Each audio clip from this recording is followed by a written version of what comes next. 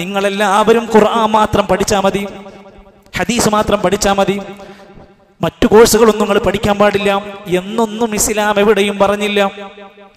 ഭൗതികമായ ഏത് ദറജയിലും ഏറ്റവും വലിയ ദറജകളിലുമൊക്കെ എത്താൻ നമുക്ക് പറ്റും, അനുവദിച്ചിട്ടുണ്ട്. ഹലാലായ ഏതേത് മാർഗത്തിലുള്ള ഭൗതികമായ സാഹചര്യങ്ങൾ നമുക്ക് പറ്റും, ഉപയോഗിക്കണം. വലാ തൻസ നസീബക മിനദ് ദുനിയാ, ദുനിയാവിന്റെ ഓഹരി നീ മറന്നു പോകണ്ട. നിനക്ക് പറ്റാവുന്ന അനുവദിച്ച മേഖലകളൊക്കെ നീ കൈകാര്യം ചെയ്തോ. നമുക്ക് ഏത് കോളേജിലും ഏത് കോഴ്സിലും ഒക്കെ നമുക്ക് പഠിക്കാം. എൻ്റെ ദീനിന് എതിരാകരുത്. ആ ജോലിയിലൂടെ എനിക്ക് കിട്ടുന്ന വരുമാനം ഹറാമാകരുത്. ഞാൻ ആ ജോലി ചെയ്യുന്നതിലൂടെ ഒരു ഹറാമിന് പ്രോത്സാഹനമാകരുത്. അത്തരത്തിലുള്ള കാര്യങ്ങളൊക്കെ നല്ലവണ്ണം ആലോചിച്ച് രക്ഷിതാക്കളും കുടുംബവും ആലോചിച്ച് അറിവുള്ളവരോട് ചോദിച്ചു മനസ്സിലാക്കിയിട്ട് വേണം അതൊക്കെ പഠിക്കാനെന്ന് മാത്രം. സഹോദരങ്ങളെ, നമ്മളൊന്ന് നേരാവണ്ണം ആലോചിച്ച് നോക്കിയാൽ ദീനിൻ്റെതായ വിഷയത്തിൽ ഈ വിഷയത്തെ പോലെ തന്നെ നമ്മൾ ഏത് കോഴ്സിനാണെങ്കിലും ഏത് സ്ഥാപനമാണെങ്കിലും രക്ഷിതാവ് എന്ന നിലക്ക് അയാൾ വീണ്ടും വീണ്ടും ആലോചിക്കണം, എൻ്റെ മകൻ്റെ മകളുടെ ദീന് സംരക്ഷിക്കപ്പെടുമോ? ഇവിടെ കൊണ്ടുപോയി ഞാൻ ചേർത്താൽ എൻ്റെ കുട്ടിൻ്റെ ദീനിയായ ആകെ അന്തരീക്ഷം മാറി അവസാനം കോഴ്സ് കഴിഞ്ഞ് തിരിച്ചു വരുമ്പോൾ മതവും വേണ്ട മനുഷ്യനും വേണ്ട എന്ന് പറഞ്ഞ് പോണ കോലത്തിലേക്ക് ഇപ്പം വരുമെന്ന് ആദ്യം രക്ഷിതാവ് ചിന്തിക്കണം. ഒരു രക്ഷിതാവിൻ്റെ ബാധ്യതയാണ് എൻ്റെ മകൻ്റെ മകളുടെ എൻ്റെ കുട്ടിയുടെ ആരുടെ ആവട്ടെ അവരുടെ ദീന് സംരക്ഷിക്കപ്പെടണം. നല്ല ഹോസ്റ്റലാണ്, നല്ല ഗ്രൗണ്ടൊക്കെ ഉണ്ട്, പ്രശസ്തമായ സ്ഥാപനമാണ്, ഒരുപാട് A+കളൊക്കെയുള്ള സ്ഥാപനമാണ്. ശരി, ഒരു പ്ലസ് കൂടെ നമ്മൾ കാണണം. എൻ്റെ മകൾക്ക് എൻ്റെ മകന് അവിടെ നിന്ന് ദീൻ എന്ന പ്ലസ് കൂടെ കിട്ടണം. അത് നഷ്ടപ്പെട്ടു പോകരുത്. രക്ഷിതാവ് എന്ന നിലക്ക് നമ്മുടെ മനസ്സിലുണ്ടാകണം, വമൽ ഹയാത്തുദ് ദുനിയാ ഇല്ലാ ലഅബുൻ വലഹവ്. തീർച്ചയായും ഈ ദുനിയാവ് ചില കളികളും വിനോദങ്ങളുമാണ്. ഇതൊക്കെ അവസാനിക്കും, ഇതൊക്കെ പെട്ടെന്ന് തീരും. ഇവിടുത്തെ സർട്ടിഫിക്കറ്റും ഇവിടുത്തെ ബിരുദങ്ങളും സാലറിയും ഒക്കെ ഏത് സമയത്തും എപ്പോഴും നഷ്ടപ്പെടാവുന്ന സാധനമാണ്. ഇതിനേക്കാൾ വലിയ മുന്തിയ ഒരു ലോകം വരാനുണ്ട്. അതാണ് നമുക്ക് പ്രസക്തമായത്. വലദ്ദാറുൽ ആഖിറതു ഖൈറുൽ ലില്ലദീന യത്തഖൂൻ. ഒന്നും വിശദീകരിക്കുന്നില്ല, പെട്ടെന്ന് നിങ്ങൾക്ക് മനസ്സിലാക്കാവുന്ന സിമ്പിളായ കാര്യങ്ങൾ തന്നെയാണ്. പരലോകാണ് വലുത്, അവിടെ രക്ഷപ്പെടലാണ് വിജയം. തഖ്വ പാലിക്കുന്ന ആളുകളെ ഖൈറായ ലോകം ആ പാരത്രികമായ സുഖാനുഭവങ്ങളുടെ സ്വർഗത്തിലാണ്. അതുകൊണ്ട് അത് നഷ്ടപ്പെടാതെ ഉള്ളതായിരിക്കണം നമ്മുടെ അറിവും പഠനവുമൊക്കെ. റസൂൽ സല്ലല്ലാഹു അലൈഹി വസല്ലമയോട് അള്ളാഹുവിൻ്റെ ഖുർആൻ എനിക്കധികം നൽകണേ, എനിക്കധികം നൽകണേ എന്ന് പറയാൻ പറഞ്ഞത് ഇൽമാണ്, അറിവാണ്. വഖുർ റബ്ബി സിദ്നി ഇൽമാ. സൂറത്ത് ത്വാഹയിലൂടെ നാം പഠിച്ചവരാണ്. നബിയെ നിങ്ങൾ പറയണം, പ്രാർത്ഥിക്കണം, റബ്ബി എൻ്റെ റബ്ബേ സിദ്നി ഇൽമാ, എനിക്ക് ഇൽമ അധികരിപ്പിച്ചു നൽകണേ. ഇൽമുള്ളയാൾക്ക് സമ്പത്ത് കിട്ടിയാൽ കാര്യമുണ്ട്. ഇൽമുള്ളയാൾക്ക് അറിവ് കിട്ടിയിട്ട് ആ അറിവ് കൊണ്ട് ഒരുപാട് മേഖലയിൽ കൈവറ്റിയാൽ അയാൾക്ക് വലിയ നല്ല നേട്ടങ്ങൾ ഉണ്ടാക്കാൻ സാധിക്കുന്നുണ്ട്. എന്നാൽ ആ ഇൽമാണ് നമ്മൾ ഏറ്റവും അധികം പ്രാർത്ഥിക്കുന്നതോടൊപ്പം തന്നെ യാതൊരു ഉപകാരവുമില്ലാതെ തനിക്ക് ഉപകാരമല്ല, കുടുംബത്തിന് ഉപകാരമല്ല, നാട്ടുകാർക്ക് ഉപകാരമല്ല, ഭയങ്കര ഇൽമുള്ളവനാണ്, കാര്യമില്ല. റസൂലുള്ളാഹി സ്വല്ലല്ലാഹു അലൈഹി വസല്ലമ തങ്ങൾ പഠിപ്പിക്കുകയാണ്, 4 കാര്യങ്ങളിൽ നിന്ന് നബി തങ്ങൾ ദുആ ചെയ്ത് കാവൽ ചോദിക്കുന്നു. ഇങ്ങനെ സംഭവിക്കാതിരിക്കാൻ വേണ്ടി പ്രവാചകൻ കാവൽ ചോദിക്കുകയാണ്. അല്ലാഹുമ്മ ഇന്നി അഊദു ബിക മിൻ ഇൽമിൻ ലാ യൻഫ. 1, അല്ലാഹുവേ ഉപകാരമില്ലാത്ത ഇൽമിൽ നിന്ന് ഞാൻ നിന്നോട് കാവൽ ചോദിക്കുന്നു. ഒരു ഉപകാരവുമില്ലാത്ത, ദുനിയാവും ആഖിറവും കിട്ടാത്ത, ഒരു ഫലവും ലഭിക്കാത്ത അറിവുകളിൽ നിന്ന് ഞാൻ നിന്നോട് കാവൽ ചോദിക്കുന്നു. അതെനിക്കുണ്ടാവരുത്. 2, വമിൻ ഖൽബിൻ ലാ യഖ്ശ.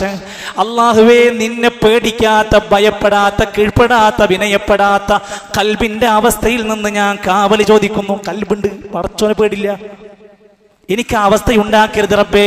3, വമിൻ നഫ്സിൻ ലാ തശ്ബ. എത്ര കിട്ടിയാലും എത്ര ലഭിച്ചാലും മതിയാവാത്ത, നിറയാത്ത, തൃപ്തനാവാത്ത ആളുടെ മാനസികാവസ്ഥയിൽ നിന്ന്. എന്ത് കിട്ടിയാലും അയാൾ സാറ്റിസ്ഫൈഡ് അല്ല, എത്ര കിട്ടിയാലും അയാൾ മതിയാകുന്നില്ല. അങ്ങനത്തെ അവസ്ഥയിൽ നിന്ന് എൻ്റെ കാവൽ എനിക്ക് നൽകണം റബ്ബേ. 4, വമിൻ ദുആഇൻ ലാ യുസ്മഅ. എത്ര പ്രാർത്ഥിച്ചാലും ഉത്തരം കിട്ടാത്ത പ്രാർത്ഥനകളിൽ നിന്ന് ഞാൻ കാവൽ ചോദിക്കുന്നു. ആദ്യം പറഞ്ഞത് ഉപകാരമില്ലാത്ത ഇൽമ എനിക്ക് തരരുത് പടച്ചോനെ.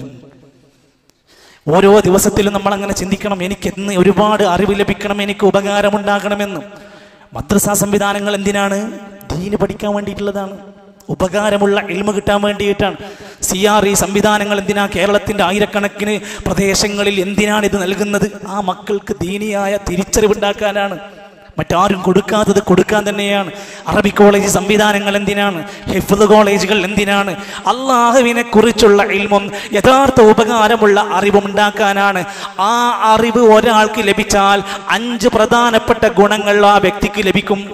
മതപരമായി നല്ല വിവരം ഒരാൾക്ക് കിട്ടിയാൽ 5 പ്രധാന നേട്ടങ്ങൾ ലഭിക്കും. 1, പ്രവാചകന്മാരുടെ അനന്തരാവകാശികളാകുന്നത് ഇൽമുള്ളവരാണ്.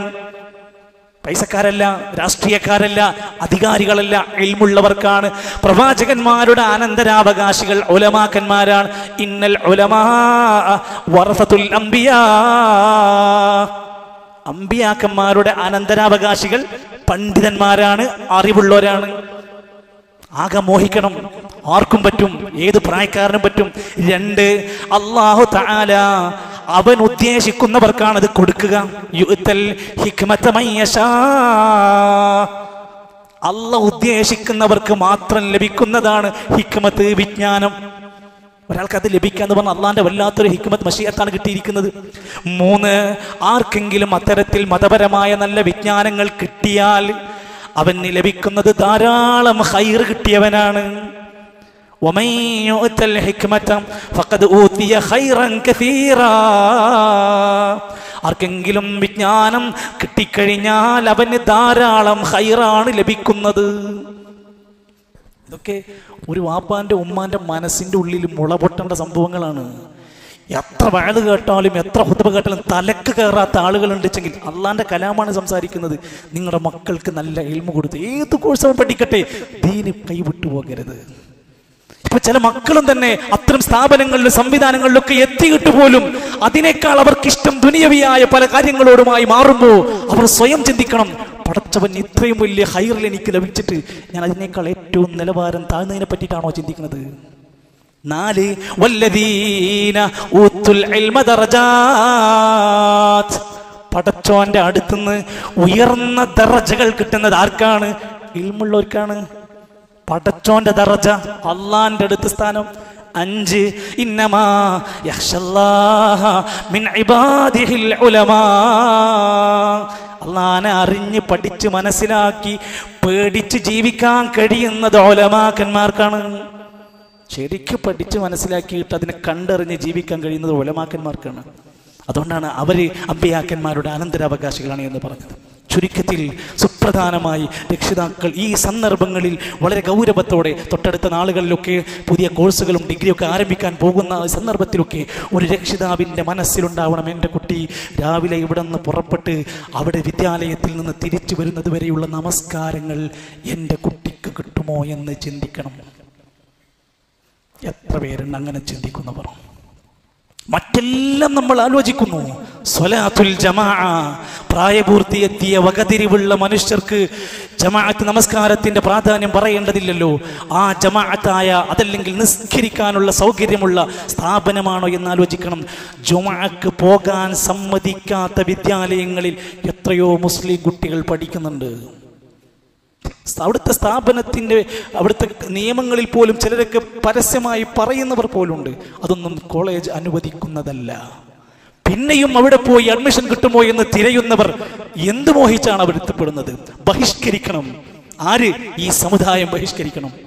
എന്റെ പ്രിയപ്പെട്ടവരെ, എൻ്റെ കുട്ടിയുടെ സ്വലാത്തുൽ ജമാഅയും എൻ്റെ കുട്ടിയുടെ ജുമുഅയും നഷ്ടപ്പെടാത്തതായിരിക്കണം അവർ പഠിക്കുന്ന സ്ഥാപനം.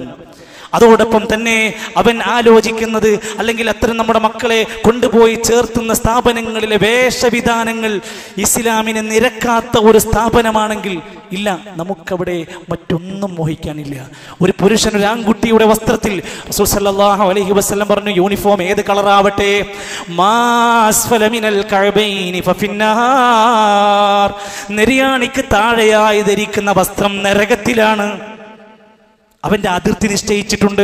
അത് ഇനി ഏത് നടന്മാര് ഏത് നടിമാര് എന്തൊക്കെ കോലം കൊണ്ട് വന്നാലും ഒരു പുരുഷന്റെ ഇസ്ലാമിക യൂണിഫോമിറ്റി അവിടെ പറയുകയാണ്.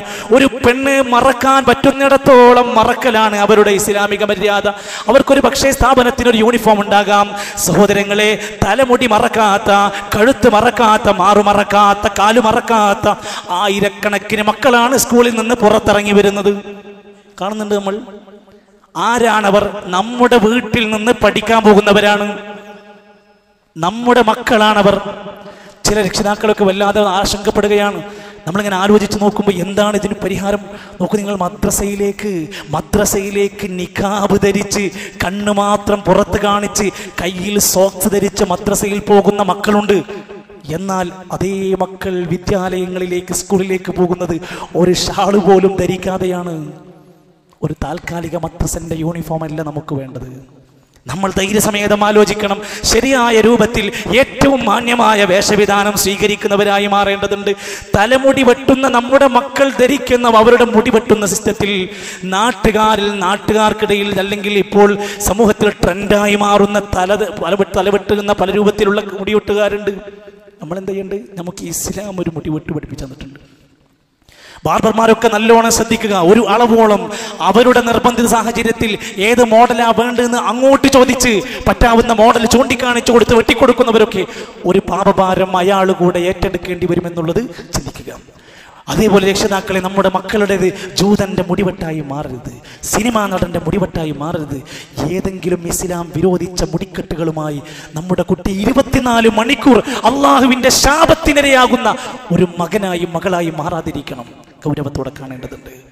നല്ല കൂട്ടുകാരെ നമ്മുടെ കുട്ടികൾക്ക് ലഭിക്കണം. അത് വലിയ മികച്ച അവരുടെ നിലവാരത്തിലെത്താൻ നമ്മുടെ മക്കൾ നന്നാകാനുള്ള നല്ലൊരു ശതമാനമാണ് നമ്മുടെ ഫ്രണ്ട്സാണ്, കുട്ടികളുടെ കൂട്ടുകാരാണ്. അവർ ആരാണെന്നിരിക്കും അവരുടെ ഭാവി നിശ്ചയിക്കുന്ന കാര്യങ്ങളിൽ. റാങ്കും അതുപോലെ തന്നെ A+കൾക്കുമൊക്കെ പുറമേ നമ്മുടെ കുട്ടി സ്നേഹമുള്ള, ദയയുള്ള, കാരുണ്യമുള്ള മക്കളായി ഇസ്ലാമിൻ്റെ ആ ഒരു സംവിധാനത്തെ, ധാർമ്മികതയെ മുറുകെ പിടിക്കുന്നവരാകണം. അധ്യാപകന്മാരുടെ മെക്കെട്ട് കയറുന്ന, അവർക്കെതിരെ ഖരാപം മുഴക്കുന്ന, അവരെ കുറിച്ച് അപമാനിക്കുന്ന രൂപത്തിൽ പെരുമാറുന്ന അതബില്ലാത്ത കുട്ടി നമ്മുടെ വീട്ടിലുണ്ടാകരുത്. ഞാൻ അധ്യാപകനായതുകൊണ്ട് പറയല്ല, പക്ഷേ കണ്ടുകൊണ്ടിരിക്കുന്ന പല സാഹചര്യങ്ങളിലും എത്രയോ ആളുകൾ യാതൊരു കൂസലുമില്ലാതെ പച്ചയായ എത്രയോ അഭിഷേകങ്ങൾ തൻ്റെ അധ്യാപകനെതിരെ ഒരു സമരമുറയുടെ ഭാഗമായൊക്കെ പറഞ്ഞുകൊണ്ടിരിക്കുമ്പോൾ ആ മനുഷ്യൻ്റെ മുഖത്ത് നോക്കിയാണ് ഇയാൾ ഒരുപാട് നേരം അറിവ് പഠിക്കുന്നത് എന്ന ബോധം നഷ്ടപ്പെടുന്നവർ. അതമില്ലാത്തവരായി നമ്മുടെ മാറരുത്. നമ്മൾ പറഞ്ഞേക്കുന്ന സ്ഥാപനങ്ങളുടെ ചുറ്റുവട്ടത്ത് ലഹരി റാക്കറ്റുകൾ വലവിരിച്ചിട്ടുണ്ട്. നിങ്ങൾ വാർത്താ മാധ്യമങ്ങൾ ശ്രദ്ധിക്കൂ. പുതിയ വിദ്യാലയങ്ങൾ തുറന്ന് പ്രവർത്തനം ആരംഭിക്കുന്ന ദിവസം മുതൽ കർമ്മോത്സുകരായി അവർ നമുക്കിടയിലൂടെ വിലസിക്കൊണ്ടിരിക്കുന്നുണ്ട്. നമ്മളെല്ലാവരും ഒറ്റക്കെട്ടാവണം. ആരെയും പഴിചാരാനില്ല. ഞാനും നിങ്ങളുമാണ് ഉത്തരവാദികൾ. അത്തരം ആളുകളെ വിലങ്ങിടാൻ വേണ്ടതുപോലെ നമ്മൾ ഒത്തൊരുമിച്ചുകൊണ്ട് സമൂഹത്തിൽ എല്ലാവരും ഇറങ്ങേണ്ടതുണ്ട്. ലിബറലിസത്തിന്റെ വക്താക്കൾ, സർവ്വസ്വാതന്ത്ര്യവാദത്തിൻ്റെതായ കുത്തഴിഞ്ഞ ജീവിതത്തിന് വേണ്ടി വാദിച്ചു കൊണ്ടിരിക്കുന്നവരുണ്ട്. അക്രമ രാഷ്ട്രീയത്തിന്റെ ആളുകളുണ്ട്, മതനിരാസത്തിന്റെ ആളുകളുണ്ട്, സെക്സ് റാക്കറ്റുകൾ വിലസിക്കൊണ്ടിരിക്കുന്നുണ്ട്.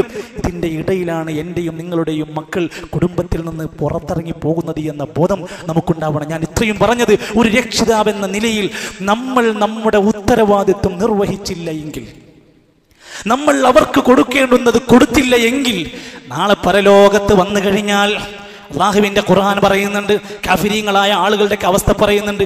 ഈ ദുനിയാവിൽ ആരാണോ അവരെ വഴിപിഴപ്പിച്ചത്, അവർക്ക് കൊടുക്കേണ്ടത് കൊടുത്തില്ല, ഉപദേശം കിട്ടിയില്ല, ദീന് കൊടുത്തില്ല, നല്ല സ്ഥാപനം നോക്കി ചേർത്തില്ല, യാതൊന്നും ചെയ്യാതെ പോയാൽ നാളെ പരലോകത്ത് വന്ന് ചിലർ പറയും, എത്ര റബ്ബനാ അരിനല്ലദൈനി അളല്ലാനാ മിനൽ ജിന്നി വൽ ഇൻസ്. അല്ലാഹ് ഞങ്ങളുടെ മുമ്പിലൊന്ന് കൊടുന്ന് കാണിച്ചു തരുമോ?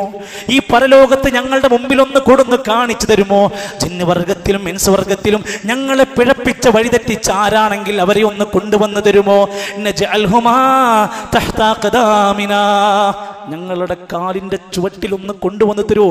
ചവിട്ടി മെതിക്കാൻ. ഞങ്ങളെ ഈ കോലത്തിലേക്ക് എത്തിച്ചത് അവരാണ്, ഞങ്ങളെ പിഴപ്പിച്ചത് അവരാണ് എന്ന് പറഞ്ഞ് നമുക്ക് നേരെ വിരൽ ചൂണ്ടുന്നൊരു മകൻ, നമുക്ക് നേരെ വിരൽ ചൂണ്ടുന്നൊരു മകളുണ്ടെങ്കിൽ നാളെ നമ്മുടെ വിലാപം എത്രയെന്ന് ആലോചിച്ച് നോക്കൂ. നജഅൽഹുമാ തഹ്താ ഖദാമിനാ ലിയകൂനാ മിനൽ അസ്ഫലീൻ.